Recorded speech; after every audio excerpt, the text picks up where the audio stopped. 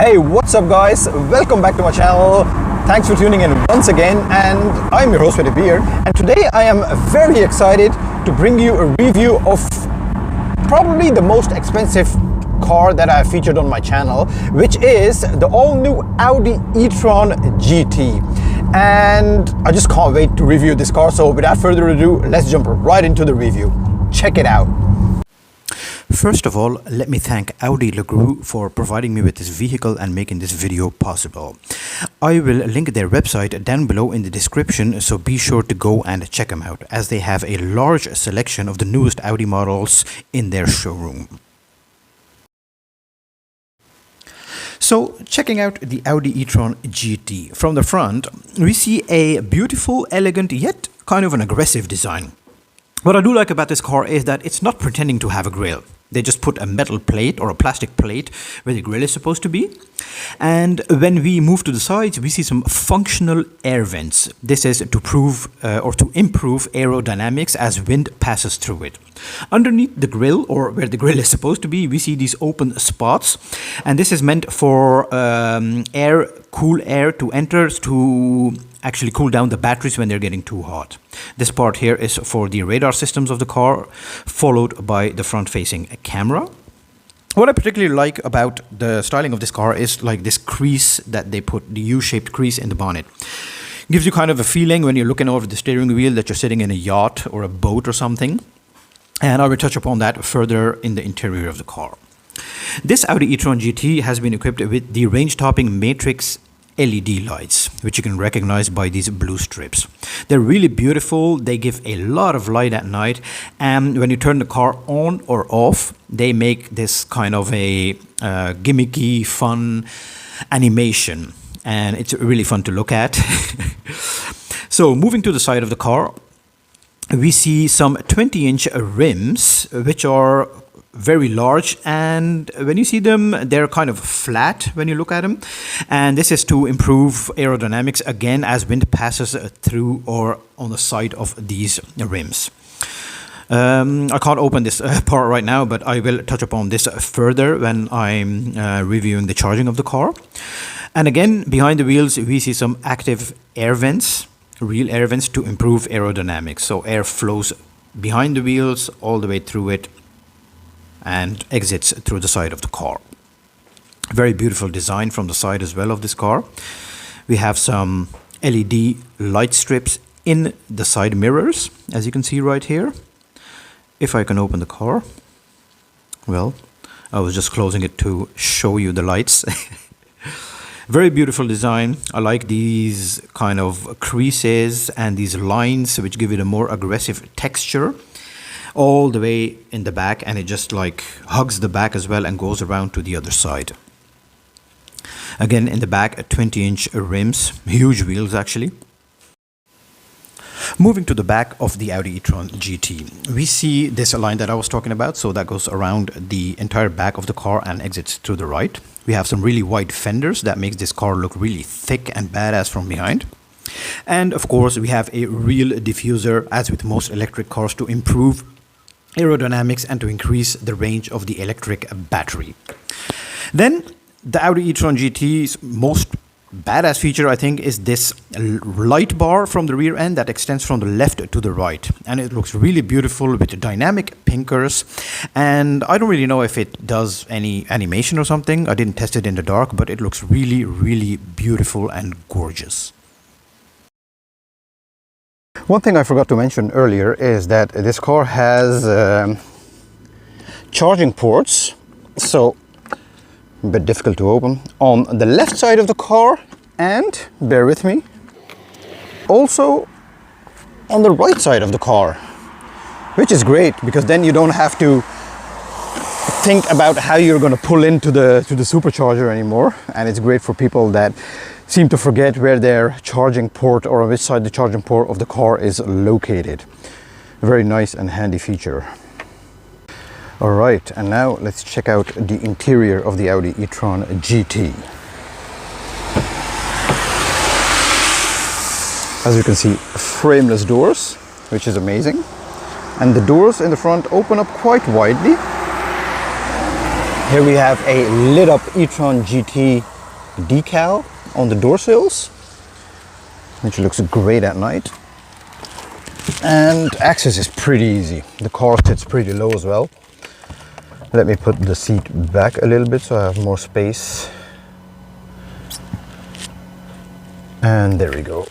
Okay, so immediately we get greeted by Audi's MMI system, and this is the virtual cockpit right here. And if you're familiar with the Audi cars, then you already know how it works. Like this, you can change the view of the car, of the virtual cockpit, of course, and these are your various information settings that you can check out and toggle through. There we go. Let me put the view back right here. Okay, so first of all, I would like to clear something out. You guys probably noticed these flippers on the steering wheel, right? You have the minus and the plus. But this is an electric car. It doesn't have any gears. So why would we use these flippers? Well, pay attention to this charge section of the gauge cluster. If you press down, then you can see the needle going down. And if you press the plus paddle, then you see the needle going up. Well, this basically sets the intensity of the regenerative braking of the car. So when it's fully here, then it's going to be more powerful at the braking when you release your foot off the gas pedal. And when you put it really like completely down here, then it will not be as intrusive as when you put it in full mode, of course. Now let's move to the actual interior. Very well built, very, very luxurious here. I love how this leather wraps around completely all around you in this cockpit. Look at this. And it extends a little bit further out here as well. And it looks really beautiful and gives you a special feeling. Leather throughout the dashboard as well, as we would expect from a premium car. The door handles are pretty soft, solid feeling. And this is kind of an Alcantara type of cloth. I think it is actually Alcantara, and if it's really soft, if it's really premium, and these special style door handles here, really beautiful. A bit of scratchy plastics here, but it doesn't feel cheap. And this kind of has a cloth on it on this side, but I'm kind of surprised to feel this actually, but hey, because here this feels really soft and sturdy and not cheap at all. So here you have your buttons, really well built and sturdy feeling. Even this little lever right here to control your windows feels really good and expensive. These are your settings for the memory seats. The steering wheel is beautiful, typical Audi steering wheel with a flattened bottom here. Some gloss black trim around here, and these are your buttons for your various settings, so your shortcut buttons. Kind of a different vent design in this car. So you have vents over here on the left and on the right, but you don't see any vents here. Well, they've been moved down here. And what I like about this car is that basically all cars and all Audi cars in this segment have switched to complete touch screens, you know, on the top, on the bottom, even for the climate control functions. But here in this car, which is a fully electric car, they have done physical buttons for the climate control system, which is amazing because now you don't have to take your eyes off the road anymore, and you can just touch operate them when you know where the buttons are. So this is actually a very good decision. Bravo, Audi. I applaud you for that. And so you have all your functions here in buttons, which is amazing. Moving to the MMI infotainment system of the Audi E-tron GT, we see a familiar type like in the other cars, the A6, the A7, and all the other Audi cars. So you have your shortcut buttons right here. You can scroll through them. The screen is pretty responsive. You have your navigation screen right here, and it is very responsive, smooth, and very fast refreshing screen here. Doesn't really get too hot either. What I don't like is this gloss black trim around it. I hope you can select other sorts of trims for this. The car comes equipped with a 360-degree camera system, which you can see right here, and it is also touch operated. So basically here you have your 3D view, and when you just take the screen, you can just look around the car, and everything just feels smooth, and it's so real. Look at these images. Look at how smooth it goes. This is next level technology, guys. Look at this house. It's all just right there how it is, except for the color of the car, which is not this. But overall, a very good system. Here you can have the different camera angles of the car, as you can see right here, in front and in the back. So very decent, very upmarket. So moving down to the middle console, we see your drive select, your stability control on and off, your parking sensor, etc. So this is for your automatic parking, so it looks for a parking spot and it parks itself. And this is the gear lever, so you kind of put it in reverse like this, in drive like this, and then when you have to park, you just press this button right here. I'm sorry for the quality because the sun or the light is shining into the cabin. You have some cup holders here, dual cup holders, and a little bucket I guess to put your change in. I'm not a fan of this gloss black. Look at this, look at all this dust and everything, and this is gonna scratch for sure after some period of use. We have a pretty small actually middle console right here. Look, I think it should have been extended all the way up till here. You do have some USB-C charging ports in here, and this here to hold some business cards or something, or big stack of money, because you will have that if you can afford this car.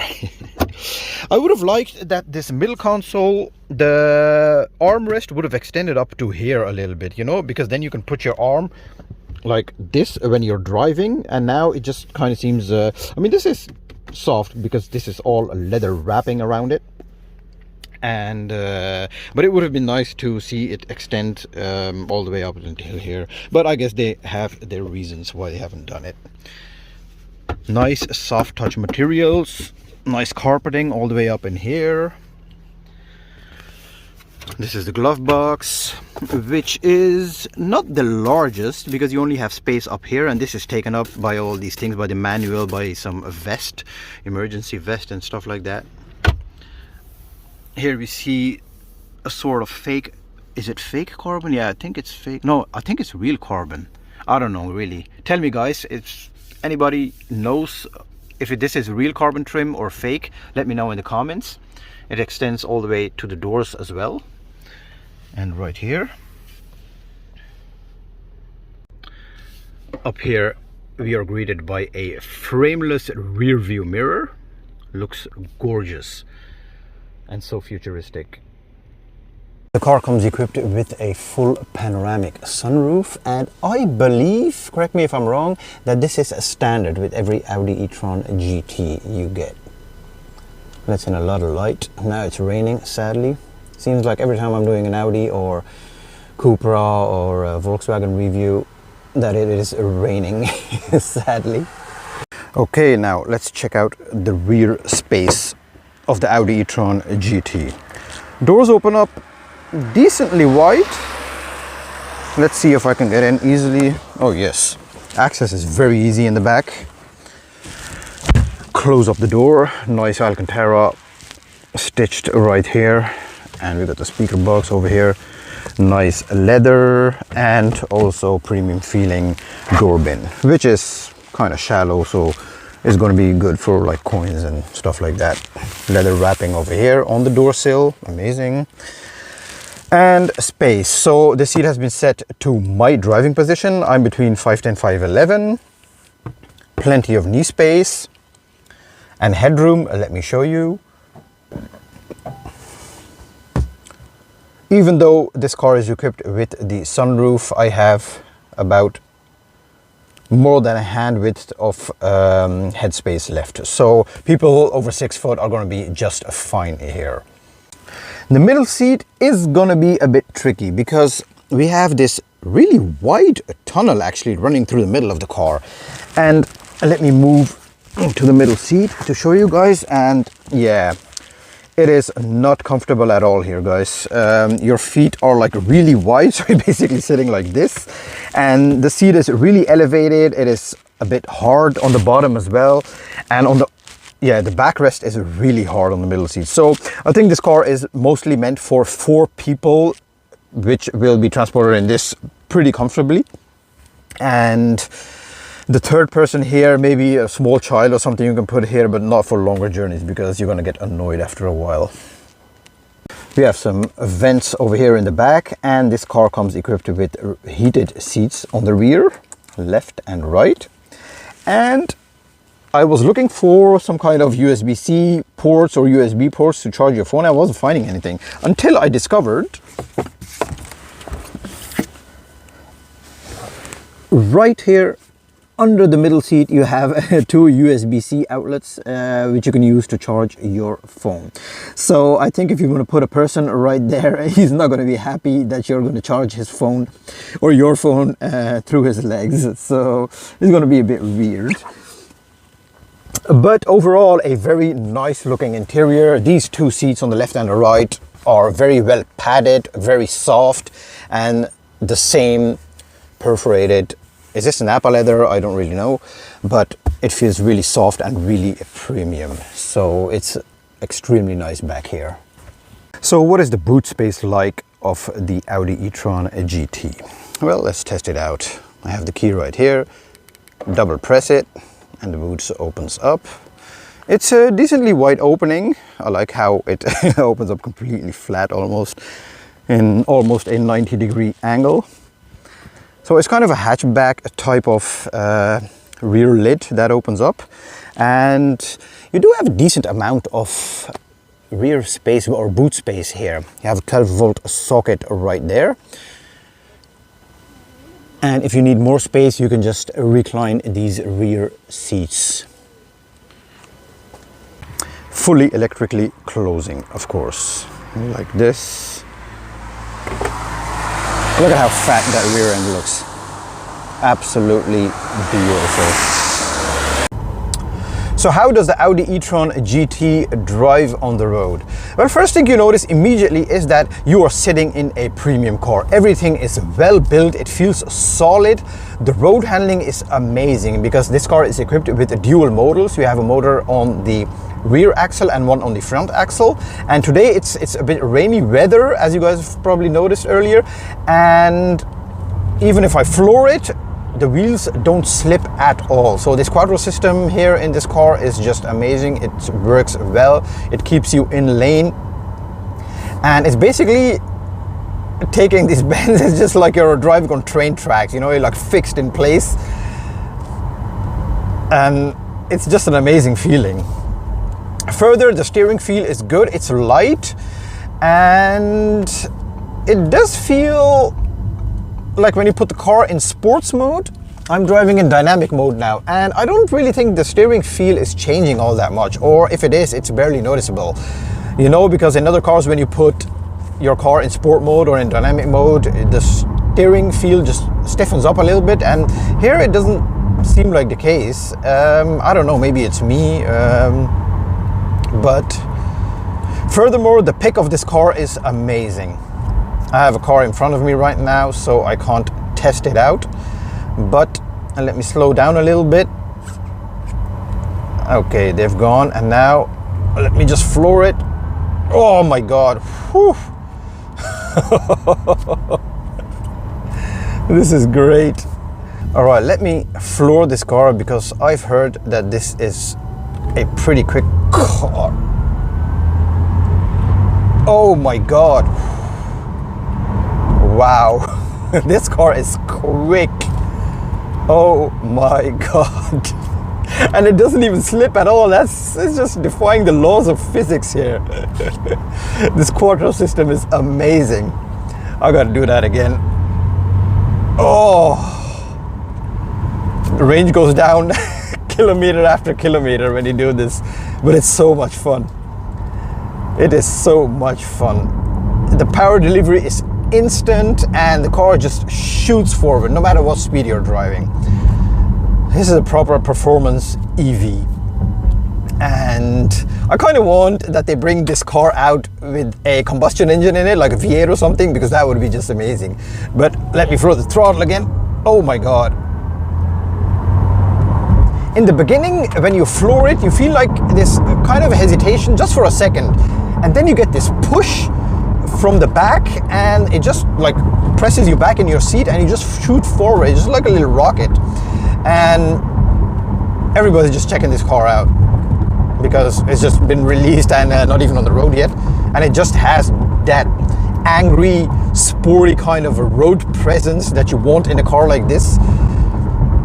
If you spend so much money on a car, it's kind of what you're looking for, and a sports car, of course. These seats I'm sitting in are really supportive. These are not even the upgraded seats, because you can upgrade to RS seats as well, I believe, and fully electric seats, fully leather perforated heated seats, and they support you from the back, from the lumbar, from your thighs extremely well. You can put them in every position that you want, and I have them put in the lowest setting because for me this is a sports car, and in a sports car I want to drive low. But I gotta say, the feeling you get in this car, the sensation of speed is amazing. And I'm saying you because I just got out of a BMW M4 competition and got into this car, and I think this is quick. So I think that this will eat that M4 alive. Sound deadening in this car is okay. It's not the best because I can hear these tires are pretty good, and I know these are kind of these special rims that have to deflect wind for aerodynamics and stuff like that, but you can hear the tire noise. I'm on a flat surface and I can hear the tires. Wind noise, not so much. These are very streamlined side mirrors as well. Beautiful to look at. You have this blind spot monitoring light on the inside of it, so you can see whenever somebody is closing up on you on the left or the right. For the rest, outside noise, you don't hear them, but this tire noise is pretty intrusive. I can hear it really well. I guess it goes away when you put on the radio, and the radio system in this car is really good. It's a Bang & Olufsen sound system that they have in here, and it does sound really good, so most of the time you'll be listening to that anyways. Steering feel is great. This perforated leather on the steering feels smooth and soft in your hand. It's not too thick, it's not too thin, it just sits perfectly in your hand. It's a beautiful steering wheel as well, with a flat bottom as I showed you earlier. Everything else is just well built. You don't have any scratchy plastics. Everything, I saw in another review that this part right here above the infotainment screen is loose, but I guess that was of his specific car, because here it's really well glued or screwed together to the dashboard, and I don't hear any screechy noises, no intrusive sounds from the interior. It looks beautiful. It just wraps around you. You know, you're sitting like in the cockpit of a boat, of a yacht, kind of. That's the feeling that you get. But overall, it's nice and relaxing. You have a wide cockpit. You have so much space in the front. You can put your arms here. The middle console a bit, I would have liked the armrest to extend a bit more forward because it's all the way back here. You can sit like here, of course, but for the ultimate comfort, you just want to sit right here, your arm here and here. The passenger has plenty of room. Your rear passengers will have plenty of space as well if they're sitting on the left and the right, because the third passenger in the middle is not going to feel very comfortable at all. Rear visibility is okay. It's not the best because the rear window is kind of sloped, so you have like this little bar that you're looking through.